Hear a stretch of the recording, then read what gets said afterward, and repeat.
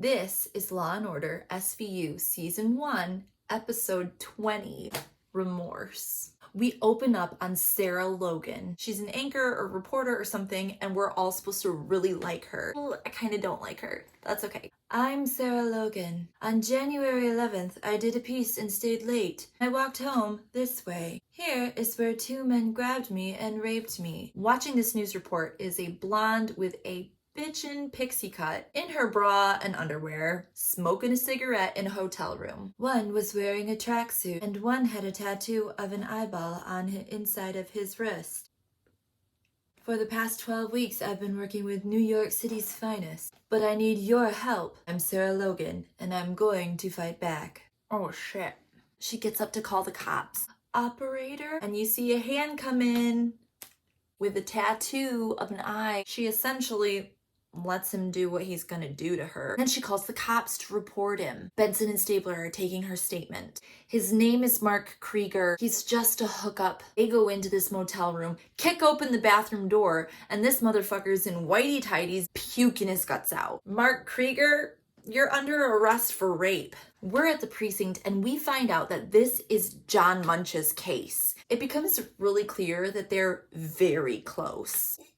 Sarah Logan, who's a beautiful face for TV, and John Munch, who is a face for radio. This dude, Mark Krieger, has lawyered up, obviously, and we only have one of two suspects. Let's go to Krieger's apartment to track down rapist number 2. So Jeffries and Munch are at Krieger's apartment. He's a slob. Tons of ashtrays, all from different hotel bars. Maybe they're trophies. One of these ashtrays is from Shad's Cabaret, which is awfully close to where the attack happened. Let's go there. In the meantime, Jeffries gets a call from somebody who knows Krieger. So Munch and Jeffries go and talk to him. And this dude has an open flannel with nothing on underneath and a haircut that I'm so offended by I can't even talk about. There's a lot of bad haircuts in this episode. Anyway, he says no, they're not friends, but he's his second cousin. That guy only knows what he's gonna do like 5 seconds before he does it. Stabler is at Shad's Cabaret, that bar with the ashtray. Yeah,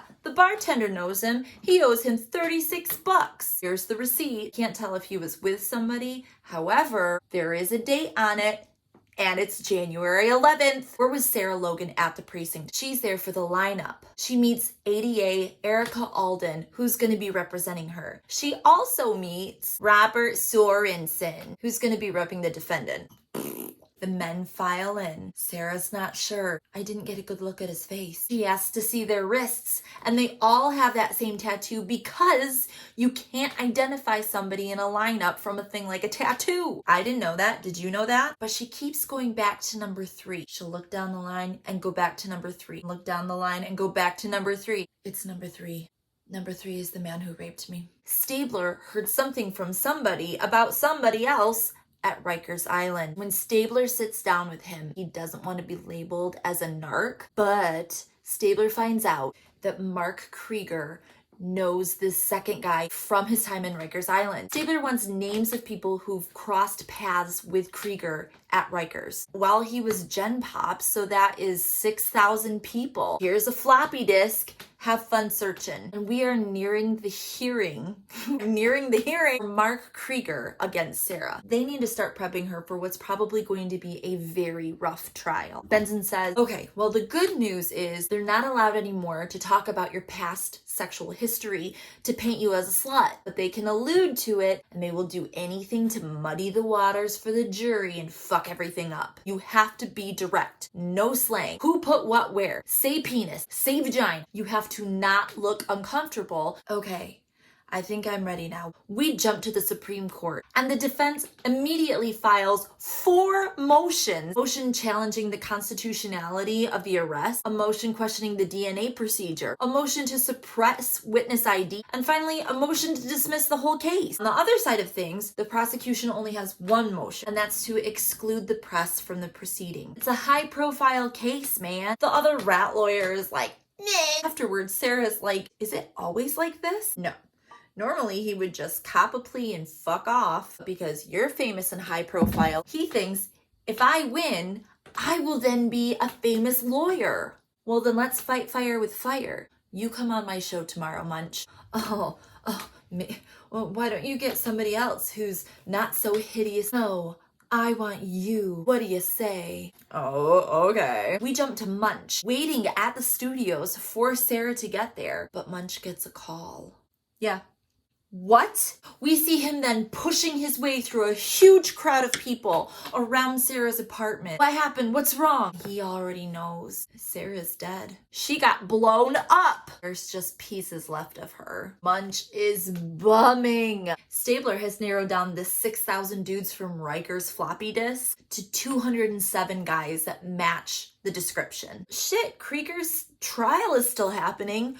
We're going to have to insinuate that he masterminded the bombing. Otherwise, Sarah's statements are inadmissible at court. Without her statements, Krieger fucking walks. We jump to a bomb technician place. I just wrote a bomb place. And Benson and Stabler are talking to a very attractive bomb technician. The device was simple. It was in a soup can. It was held together by masking tape. We thought initially it went off when she opened the flower box it was in. But guess what? It was detonated with a fucking remote, which means he's not just eliminating a witness. He took risks. He used a bomb, not a gun. He put it in a flower box like a romantic gesture. He could have rigged it to go off when she opened it, but instead he used a device.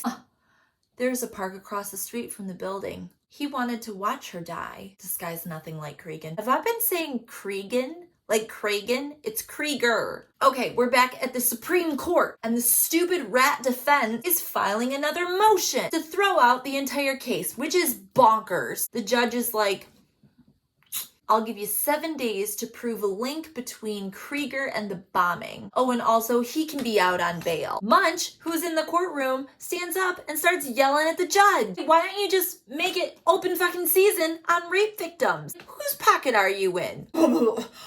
You are fined $500. Munch says, hey, make it 1,000. Jeffries is there with Munch and she's like, chill, we are not dead on this yet. I just got a call from that cousin. So they're sitting down with this offensively haircutted cousin. He's like, oh yeah, news of the bombing made me think of this other guy that he hung out with. His name is Tommy, Mark's friend. What's his last name? Something Irish. But hey, can I get the reward money now? Munch literally throws $1 at this kid's face.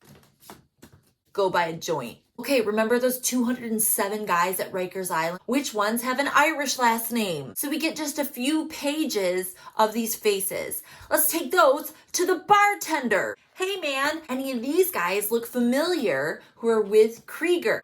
Yep, that guy. Ooh, we got a match. His name is Tommy McConnor. And they go arrest this guy. And you realize he also has an offensive haircut, blunt bangs, and shag. Stabler is interrogating him. Guess what, motherfucker? Krieger, he's gonna walk. He rolled on you so fast, you're looking at 10 years easy unless you start talking. And he does. He's crazy. Hit this woman and started raping her. And that's all they needed to hear. You can say goodbye to your defense, Krieger. Let's go pick him up. But he's not there. Look out the window. He's taken off running. Jeffries, who is in killer shape, is tearing after him. He's running down the street and he gets in a car. She's yelling for him to stop. And then all of a sudden, guess what happens? The car explodes and Jeffries is knocked back on her ass. Here's that super hot bomb guy. Yep. Same as before. Soup can bomb detonated with the device. Jeffries is getting loaded into an ambulance and she is pissed about it because all she wants to do is work. We're back at the precinct and we have a new angle. It's a John Hinckley Jr. situation. He sees Sarah Logan on the news. He thinks they're in a relationship. Maybe he doesn't think that she should be talking about this rape. Maybe it's a religious thing, or maybe he's just jealous. Let's start with all the letters of support that she got after she came out with her story. In the meantime, they're like, what do we do about McHaircut over here? He still hasn't copped to rape. Now we don't have Mark. This guy could walk too. He doesn't know that Mark went boom. Kragan's like, I like the way you think, Stabler. I'm going in with my disappointed dad routine. So Kragan goes into Kragan goes in to talk to Comedy McConnor. So Cragen goes in to talk to Tommy McConnor. He grabs his face. He says, you lied to the other guy. You don't want to lie to me. Close your eyes. Picture what happened. Now tell daddy. Cragen's voodoo works. He cops to it. Yeah, he raped her too. We all knew that. Munch, Benson, and Stabler are looking through this huge box of letters. We can test for residue. And sure enough, they find a letter with residue on the outside. No signature, but fingerprints link to William Lexler. He's some dope that got rejected from the fire department 6 different times. High test scores are eclipsed by his narcissism. Oh, hi. You're gonna knock stuff over. Go lay down. Oh, Ollie. Eclipsed by his narcissism, his disregard for teamwork, and his hostility towards quote-unquote unnamed enemies. Okay, we got paranoia, narcissism, the love of fire. It's all checking out. Let's go collect him. But take the bomb squad, because things might get dangerous. This wine is dangerous. In the next scene, they're clearing out all 3 floors of the Welton apartments. They're doing it quietly. Once everybody's out, Stabler goes to the door, acting as a delivery man to deliver not only a check, but an A+ performance. Looking for a William Lexler? Look, you can get it now or next month. Delivery takes 4 to 6 weeks. He takes the bait and comes out, and they take him down. We jump to an interrogation room, and this motherfucker is not sitting inside waiting calmly. He's in the 2-way mirror, adjusting what is the third and arguably the worst haircut, unruly shaved palm tree. Cragen says to Munch, we don't have enough evidence in his apartment. We're gonna need a confession. Munch walks in and he's gonna play to the narcissistic tendencies of this guy. Lexler knows exactly who Munch is. You're the detective that worked on Sarah's case. Yeah, I did. But now I want to talk to you because you are smart and interesting and so awesome. Tell me everything, man. Rape is the worst crime. It changes a woman. It ruins her. And it's this weird thing where you can tell that both Lexler and Munch had a real thing for Sarah, but like one is a psychopath and the other has a bad haircut. Just kidding. Munch isn't a bad guy. This motherfucker comes clean to everything. After the attacks, she changed. She didn't smile like she used to. I saw it in her face. He just wanted to see her smile one more time. So he sent her flowers, and for a second, she smiled.